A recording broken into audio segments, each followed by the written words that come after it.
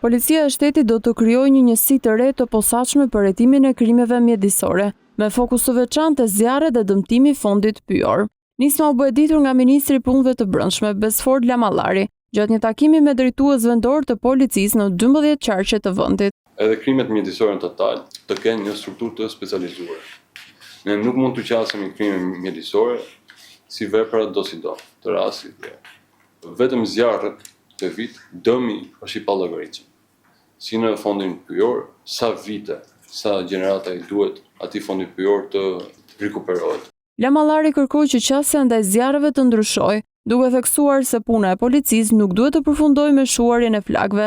Sipas tij, çdo rast i dyshim duhet të hetohet për të përcaktuar shkakun, autorët e mundshëm dhe nëse pas ngjarjes shihet një vepër penale. Sot Europa mbar flet për krimet mjedisore. Ne nuk mund vazhdojmë të konsiderojmë prerjen e pyjeve apo lavatricet e lumenve, ndërtimet e palishme që bëhen aty dhe çdo kush i shef.